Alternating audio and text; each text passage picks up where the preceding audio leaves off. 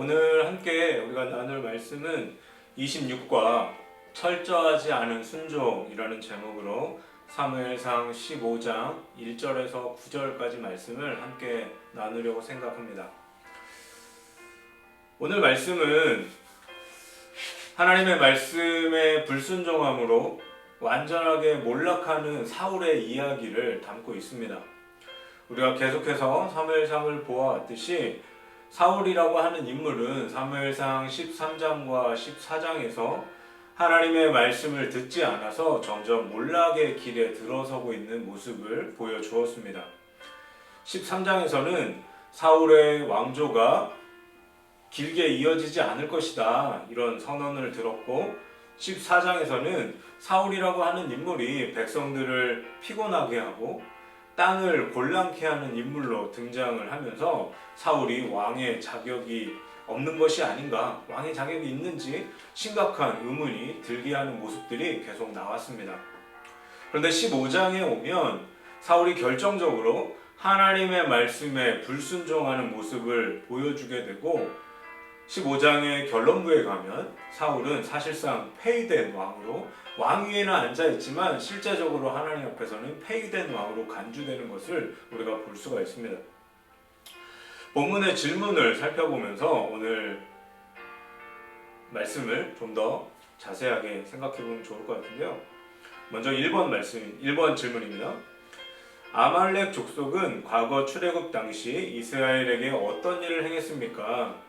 2절 말씀에 보면 만군의 여호와께서 이같이 말씀하시기를 아말렉이 이스라엘에게 행한 일 곧 애굽에서 나올 때에 길에서 대적한 일로 내가 그들을 벌하노니.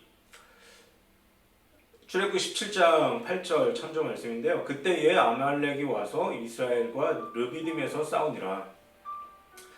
아말렉이라고 하는 족속은 에서의 손자 아말렉의 후손입니다. 그래서 유다 남부 광야 지역을 거점으로 유목생활을 하는 민족인데요. 다른 민족을 상대로 약탈을 일삼던 그런 민족입니다. 그런데 이스라엘과 아말렉이 어떤 관계가 있냐면, 아말렉이 이스라엘이 출애굽한 직후에 르비딤이라고 하는 곳에 왔을 때 이스라엘 행진 대열의 가장 뒤쪽을 공격하는 일이 벌어집니다. 그래서 행진 대열의 가장 뒤쪽이라고 하는 것은 취약한 부분이잖아요. 그곳을 공격해서 많은 타격을 주었고, 그 사건을 계기로 아말렉과 이스라엘은 민족적인 원수가 되는 그런 모습이 계속해서 보여집니다. 출애굽한 이후에 이스라엘이 지치고 힘들을 하던 그 상황에서 가장 취약한 뒷부분을 아말렉이 공격을 했어요. 그래서 하나님께서는 이 아말렉과의 사건을 이스라엘 후손들에게 영원토록 기억하라 이렇게 이야기를 하시죠. 그리고 하나님은 아말렉과 대대로 싸워서 그들을 천하에서 완전히 제거하실 것이다 이런 선언을 하게 됩니다.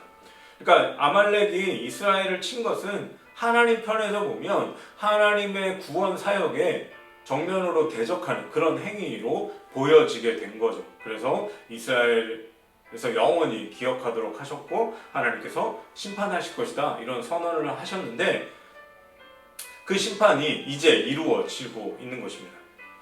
2번입니다. 하나님은 오래전 내가 아말렉을 없이하여 천하에서 기억도 못하게 하리라고 맹세하셨습니다. 이 맹세대로 하나님은 사울 왕에게 무엇을 명령하십니까? 3절 말씀인데요. 지금 가서 아말렉을 쳐서 그들의 모든 소유를 남기지 말고 진멸하되 남녀와 소아와 젖먹는 아이와 우양과 낙타와 나귀를 죽이라 하셨나이다 하니. 하나님께서 뭐라고 말씀하셨냐면 아말렉 사람과 가축을 하나도 남기지 말고 진멸하라 이렇게 말씀하셨어요. 그들의 모든 소유를 남기지 말고 진멸하되 라는 이 구절을 좀 더 정확하게 번역하면 너희들은 그에게 속한 모든 것을 진멸하여 그들 위에 아무것도 남기지 말라 이런 의미입니다. 여기서 남기다 라는 이 단어에는 긍휼히 여기다, 연민을 갖다 라는 의미가 담겨져 있어요. 그러니까 하나님께서 뭘 말씀하신 거예요? 아말렉을 아무것도 남기지 말고 아말렉에 대해서 긍휼히 여기거나 연민을 갖지 말라 이렇게 말씀하신 거죠. 사실은 구약에 보면 이 진멸의 문제, 이것을 헤렘이라고 우리가 부르는데요. 히브리어 단어로 헤렘이라고 이야기하는데, 이 헤렘의 문제가 참 우리를 당황케 하죠. 사실은 사랑의 하나님과 정면으로 배치되는 이 헤렘의 문제를 다룰 때에 참 우리가 어려움에 처하게 됩니다. 그리고 이 헤렘을 오해해서 지금까지 인류 역사상 교회가 많은 일들을 행했던 것들을, 많은 안 좋은 일들을 행했던 것을 볼 수가 있는데요. 이 헤렘의 문제를 어떻게 보아야 되는가에 대해서 이 진멸의 이야기가 나왔으니까 잠깐 살펴보면 좋을 것 같습니다. 헤렘이란 단어 자체는 비타협적이고 무조건적인 살상과 진멸을 의미합니다. 그리고 또 헤렘은 한편으로는 어떤 의미를 담고 있냐면, 진멸이라는 뜻과 함께 온전히 받쳐졌다 이런 뜻도 있어요. 이 헤렘의 대표적인 사건이 여리고성이죠. 가나안 땅에 들어갔을 때 그 여리고성을 정복하는 사건이 헤렘의 대표적인 사건인데요. 여리고성은 가나안 땅의 가나안 정복의 첫 열매로서 하나님께 온전히 바쳐졌죠. 온전히 헤렘 되었습니다. 그런 의미를 담고 있는 거예요. 또 헤렘은 하나님의 공의를 만족시키기 위해서, 그리고 하나님께 영광을 돌릴 목적으로 부정한 것을 제하는 것을 의미하는 사건입니다. 아말렉 족속의 헤렘 문제를 보면 하나님께서 하나님의 공의를 만족시키시는 거예요. 이스라엘이 출애굽했을 때에 하나님의 구원 사역을 방해했던 그 민족을 향해서 심판을 선언하시고 하나님의 공의를 만족시키려고 하는 것을 볼 수가 있죠. 그렇기 때문에 부정한 것을 다 제하기 위해서 아무것도 남기지 말아야 된다 이렇게 이야기하시는 겁니다. 그래서 하나님의 뜻에 의해서 헤렘으로 지목된 것은 다른 용도로는 사용될 수가 없습니다. 오직 하나님께만 온전히 바쳐져야 하는 것이 헤렘의 문제였습니다. 이 헤렘의 대표적인 모습이 여호수아에서 나오는 가나안 정복 전쟁이죠. 가나안 정복 전쟁이라고 하는 것은 끔찍할 정도로 잔인하고 파괴적이고 비타협적인 성격을 지니고 있습니다. 이것은 하나님께서 이스라엘에게 가나안 땅을 정복한 이후에 이스라엘에 맞선 가나안의 도시와 원주민들을 철저하게 진멸하라고 명령하신 것에서 나온 사건이죠. 그런데 지금까지 서구 기독교 역사에서는 여호수아에서 나오는 이 헤렘에 관련된 이야기를 문자 그대로 받아들여서 실천한 경우가 적지 않았습니다. 대표적인 사건 몇 가지 사건만 봐도 십자군 전쟁이 그렇죠. 그리고 중세의 종교 재판과 마녀 사냥, 청교도들이 아메리카 대륙에 들어가서 인디안들을 학살한 거, 이스라엘이 팔레스타인 사람들을 학살한 거, 이런 사건들이 전부 다 헤렘과 연관된 사건이고 헤렘을 문자 그대로 이해해서 일어난 사건입니다. 그래서 헤렘의 문제를 보면 잔인하기 이를 데 없는 이 하나님의 모습이 어떻게 사랑의 하나님과 조화를 이룰 수 있는가 하는 의문이 생기는 것을 우리가 볼 수 있습니다. 그래서 헤렘을 어떻게 보아야 될까라는 그런 문제가 생기는데요. 가나안 정복 전쟁에 비추어서 생각을 해보면 가나안 정복 전쟁이라고 하는 것은 당시 가나안의 정치, 경제, 사회 시스템은 소수의 특권 지배층이 다수의 소장님과 하위 계층을 상대로 착취와 억압을 일삼는 피라미드 구조였습니다. 하나님께서는 원하셨던 건 뭐냐면 소수의 지배 세력이 다수의 피지배 세력을 착취하는 이 피라미드 체계를 무너뜨리는 것입니다.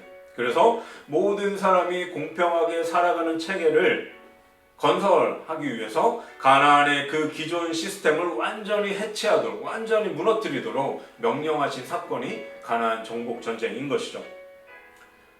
또한 헤렘이 꼭 필요했던 가장 중요한 이유 중에 하나는 뭐냐면 가나안 땅이 하나님께서 구별하신 거룩한 땅이었기 때문입니다.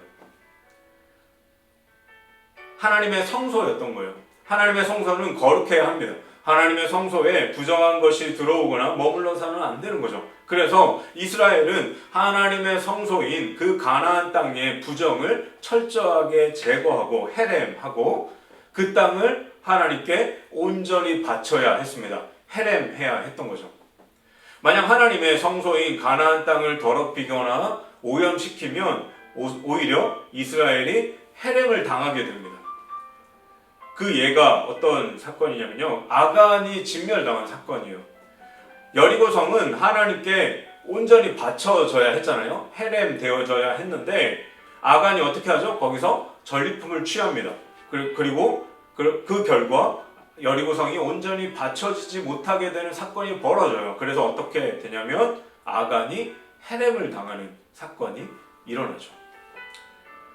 본문에 나오는 이 아말렉에 대한 헤렘의 명령은 출애굽한 이스라엘을 공격함으로 하나님의 구원 사역에 도전한 것에 대한 하나님의 심판의 사건입니다.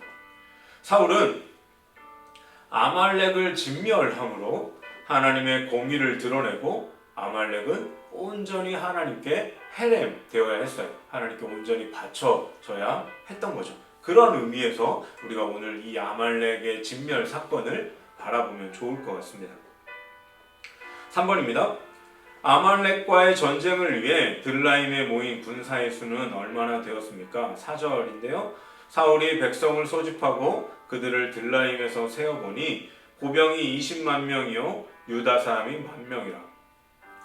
아말렉과의 전쟁은 진멸의 전쟁이기 때문에 사울은 소수의 상비군으로는 부족하다는 것을 알고 백성들을 소집했습니다. 이 당시에 이스라엘 백성들은 조직된 군대에는 물론 조직된 군대가 있었지만 그 규모는 매우 적었어요. 대부분은 시민군입니다. 시민군이라고 하는 것은 전쟁이 없을 때는 그냥 일상의 삶을 살아가다가 전쟁이 있을 때만 소집하는 거죠. 나팔을 불면 무기 들고 나와서 싸우는 그런 시민군의 형태가 이스라엘 당시의 군대의 모습이었습니다. 그래서 사울이 그 시민군들을 소집한 거예요. 사울이 소집한 군대가 엄청난 규모였습니다. 유다 사람 10,000명이 참여했고 다른 지파에서는 20만 명이라는 숫자가 참여했습니다. 성경이 이 아말렉과의 전쟁을 위해서 소집된 군사가 엄청나게 많은 숫자라는 것을 알려주는 이유는 사울이 군사적인 우위를 가지고 있고 하나님의 명령, 헤렘의 명령을 수행하는 데 있어서 아무런 부족함이 없었다라는 사실을 강조하기 위해서입니다. 그러니까 이런 상황에서 사울이 하나님의 말씀에 순종하지 않은 것은 고의적인 것임을 나타내고 있는 거예요. 할 수 있는데 안 한 거죠. 할 능력이 없어서 하지 못한 게 아니라 사울은 고의적으로 하나님의 말씀에 순종하지 않았다라고 하는 것을 성경이 보여주고 있습니다. 4번입니다. 사울은 아말렉을 공격하기 전에 겐 사람들을 피신시켰습니다. 그 이유는 겐 사람들의 조상이 이스라엘에 대해 어떤 일을 했기 때문입니까? 6절 말씀인데요. 사울이 겐 사람에게 이르되 아말렉 사람 중에서 떠나가라. 그들과 함께 너희를 멸하게 될까 하노라. 이스라엘 모든 자손이 애굽에서 올라올 때에 너희가 그들을 선대하였느니라. 이에 겐 사람이 아말렉 사람 중에서 떠나니라. 겐 족속은 이스라엘 입장에서는 굉장히 고마운 민족입니다. 겐 족속은 모세 당시에 이스라엘에게 도움을 주었던 모세의 장인이 속해 있던 민족이에요. 미디안에 거주하다가 이스라엘을 따라서 가나안 땅으로 이주한 사람들이 겐 족속인데요. 사실 모세의 장인이 이스라엘의 광야 생활에 굉장히 큰 출애굽 이후에 광야 생활에 굉장히 큰 도움을 주었죠. 이스라엘의 광야 생활을 할 때 모세의 장인이 모세를 도와서 행정과 재판할 수 있는 그런 조직을 갖추게 되는 것을 볼 수가 있습니다. 그리고 중요한 역할을 했는데 이스라엘이 광야 생활할 때에 길 안내를 해주는 길 안내자의 역할을 해 주었습니다. 그래서 겐 족속은 이스라엘 입장에서는 굉장히 고마운 민족이었는데요. 사울 당시에 겐 족속이 아말렉의 거주지에서 아말렉 족속들과 함께 섞여 살고 있었던 것 같아요. 그런데 이스라엘 입장에서는 굉장히 고마운 민족이잖아요. 그래서 아말렉 족속을 진멸하러 가면서 겐 족속을 구해주는 그런 모습을 보여주고 있습니다. 6절에 보면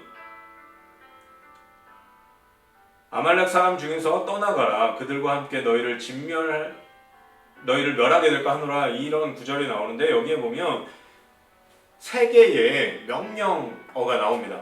아말렉 사람 중에서 떠나가라. 이 단어는 세 개의 명령형으로 구성되어 있는데요. 너희는 가라, 너희는 떠나라, 너희는 내려가라. 이렇게 세 개의 명령형으로 되어 있습니다. 그래서 아말렉과의 전쟁을 앞둔 상황에서 그들이 어떤 피해도 당하지 않도록 빨리 떠날 수 있도록 호의를 베풀어 주고 있는 모습을 이 세 개의 명령어를 통해서 보여주고 있습니다.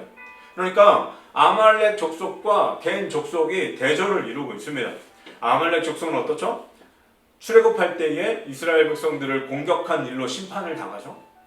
그런데 반면에 겐 족속은 이스라엘에게 베푼 친절로 인해서 은혜를 누리고 있는 모습을 볼 수가 있습니다. 그래서 아말렉과 겐 족속의 대조를 통해서 하나님의 그 일하심에 우리가 어떤 모습으로 동참해야 하는가를 보여주고 있는 것을 볼 수가 있습니다. 5번입니다. 하나님의 대리인이었던 사울왕은 하나님의 말씀을 어떻게 해야만 했습니까? 1절 말씀으로 다시 돌아가는데요. 사무엘이 사울에게 이르되 여호와께서 나를 보내어 왕에게 기름을 부어 그의 백성 이스라엘 위에 왕으로 삼으셨은즉 이제 왕은 여호와의 말씀을 들으소서. 1절에 보면 이제 왕은 여호와의 말씀을 들으소서라고 되어 있습니다. 15장은 사무엘이 사울에게 하나님의 말씀에 순종할 것을 지시하는 장면으로 시작을 하고 있습니다. 여기서 1절에 나오는 하나님의 말씀이라고 번역되어져 있는 이 구절은 여호와의 말씀의 목소리라는 의미의 구절입니다. 사울이 순종해야 했던 말씀은 어떤 추상적인 말씀이 아니라 하나님의 목소리라고 표현되는 굉장히 구체적이고 생생한, 귀에 생생하게 들리는 그런 말씀이었던 거예요. 그래서 목소리라는 단어를 사용합니다. 들으소서라는 이 단어는 단순히 귀로 듣는 것을 넘어서 순종하다라는 의미를 가지고 있는 단어예요.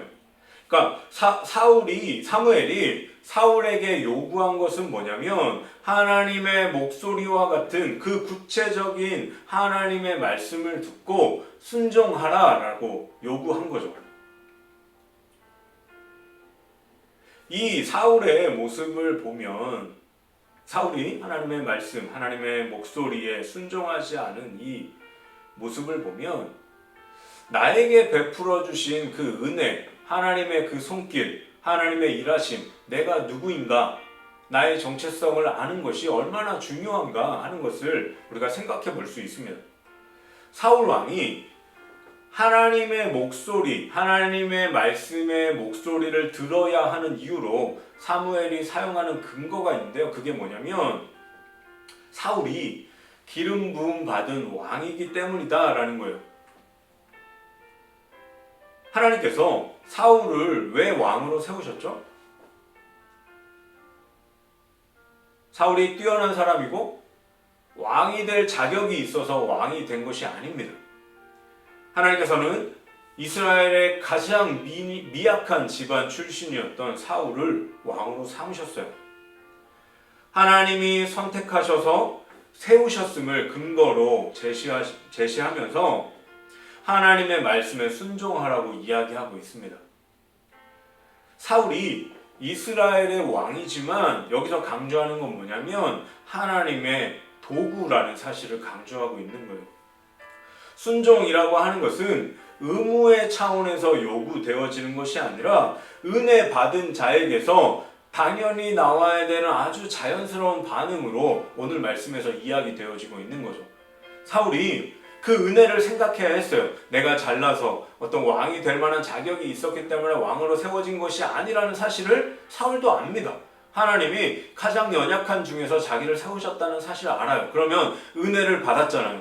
그래서 사무엘이 그 은혜 받음을 순종의 근거로 제시하고 있는 거예요.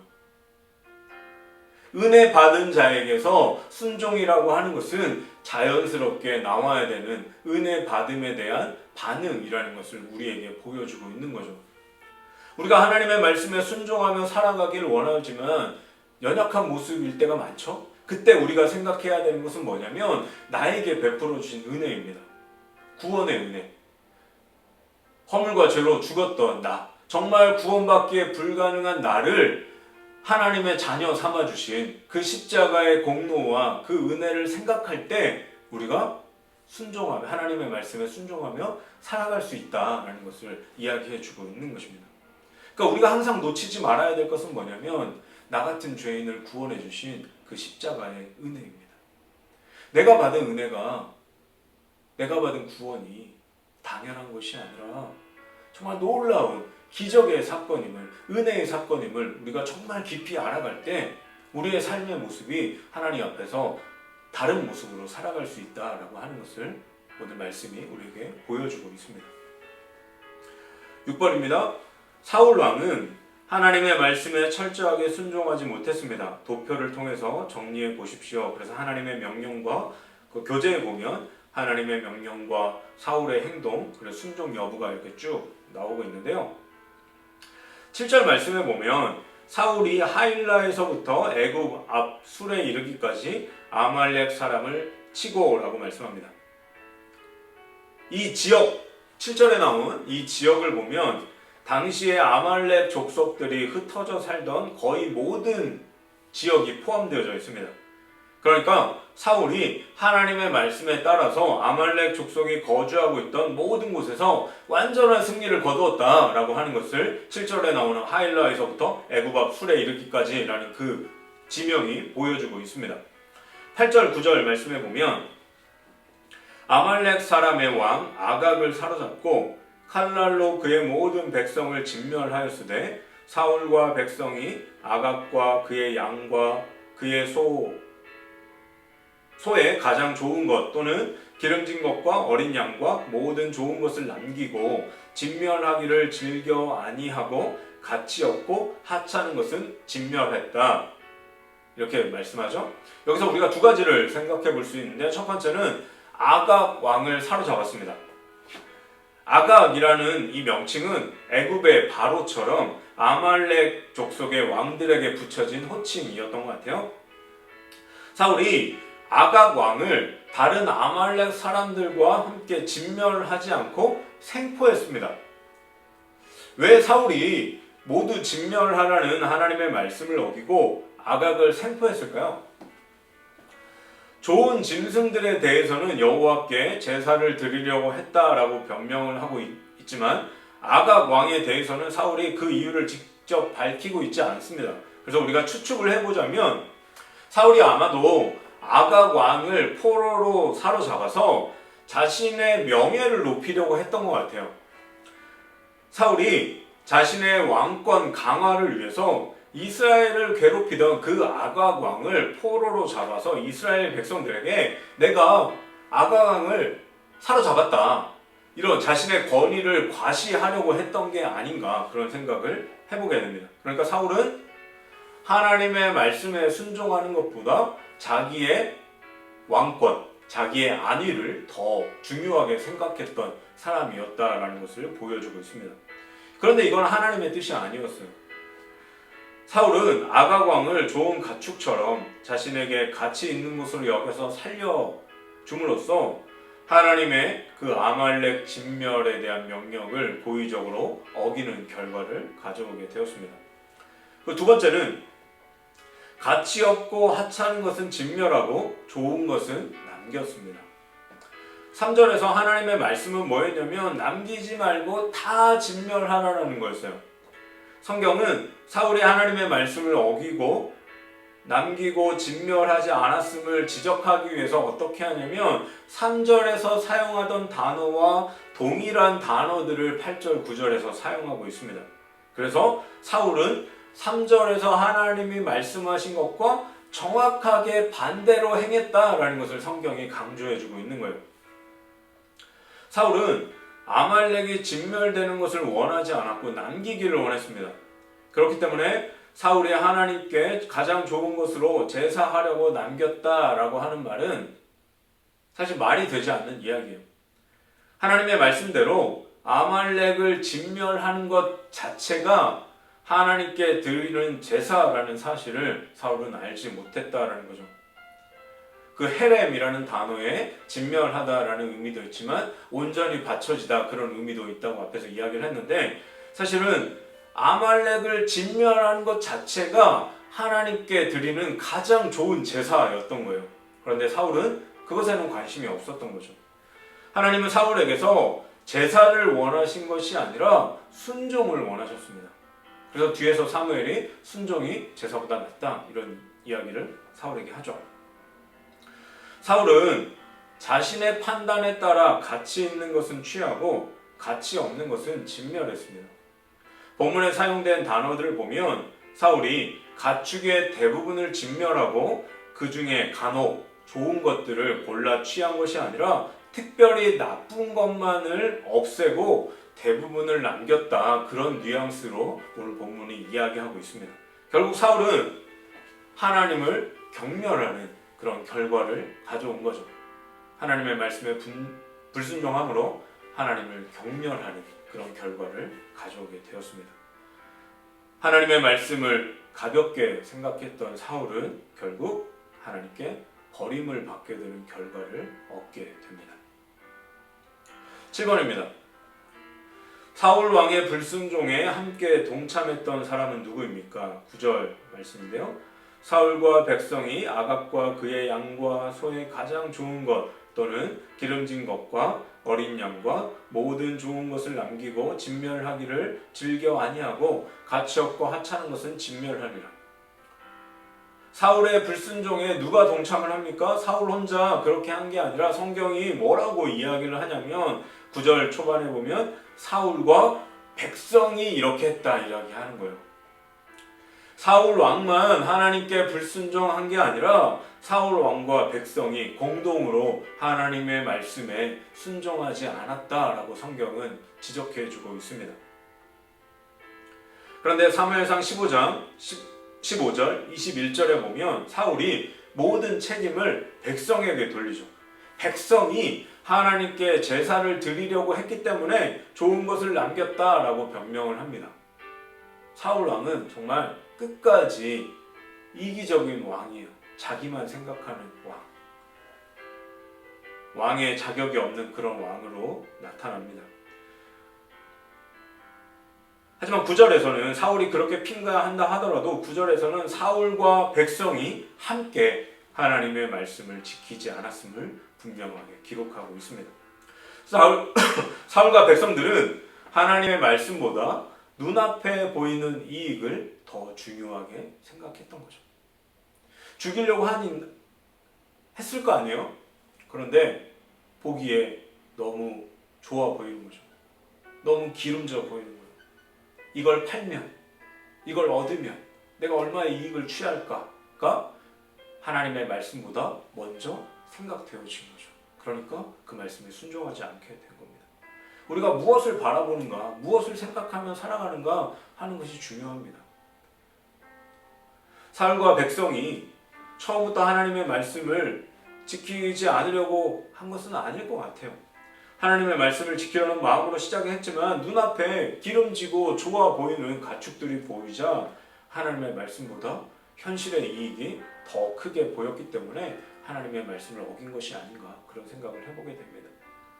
우리는 끊임없이 주님을 바라보고 주님을 생각하지 않으면 우리도 사울과 이 백성들의 모습처럼 눈앞에 있는 이익을 위해서 하나님의 말씀에 순종하지 못하는 모습을 가지고 살아갈 수 있음을 오늘 말씀이 우리에게 경고해 주고 있습니다.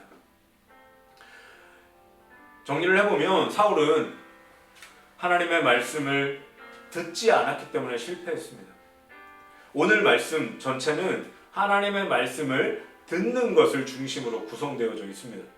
사울이 하나님께 버림받은 것은 무엇보다 하나님의 말씀을 듣지 않았기 때문인 거죠. 여기서 듣지 않았다라고 하는 것은 듣다라는 것은 순종도 포함되어져 있는 것입니다. 우리는 하나님의 말씀에 귀를 기울이고 하나님을 바라보며 살아가야 합니다. 내가 무엇을 바라보고 무엇을 의지하며 살아가는가 하는 것을 항상 생각해야 합니다. 하나님의 말씀에 우리의 마음과 생각을 맞추고 있지 않으면 우리 역시도 언제나 현실의 상황과 형편에 넘어질 수 있는 그런 연약한 존재임을 기억하면서 날마다 주님을 바라보고 주님이 행하시는 그 놀라운 일들을 생각하며 주님을 알아가는, 그래서 주님의 뜻에 순종하며 살아가는 그런 복된 삶이 여러분의 삶이 되기를 주님의 이름으로 소망합니다. 기도하겠습니다. 사랑과 은혜가 풍성하신 하나님 아버지, 오늘 사울과 그 백성들이 하나님의 말씀을 듣지 않아서 결국은 하나님께 버림받은 결과로 나타났음을 우리가 말씀을 통하여 생각해 보았습니다.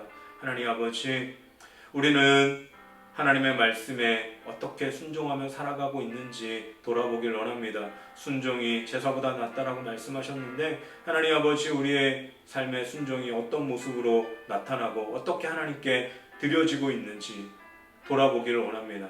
주님, 우리가 계속해서 날마다 주님을 바라보고 주님을 의지하며 주님을 생각하며 살아가기를 원합니다. 현실의 이익을 하나님의 말씀보다 앞서 생각했을 때 사울과 그 백성들이 하나님의 말씀에 순종하지 못했음을 보았습니다. 주님, 우리의 눈을 들어서 이 땅의 현실, 우리의 형편과 상황이 아니라 주님을 바라보고 내 삶에 날마다 함께 하시며 일하시는 하나님을 의지하고 생각하며 살아갈 수 있도록 인도하여 주셔서 매 순간마다 하나님의 말씀을 듣고 그 말씀에 순종하며 살아가는 복된 삶이 되어질 수 있도록 인도하여 주옵소서. 주님, 우리 연약합니다. 주님, 날마다 십자가의 은혜로 충만하게 채워주셔서 그 은혜를 기억하며 주님을 바라보며 한 걸음 한 걸음 나아가 우리의 삶을 통하여 하나님의 영광을 드러내며 살아갈 수 있도록 우리의 삶을 인도하여 주옵소서. 감사를 드리며 예수님의 이름으로 기도합니다. 아멘.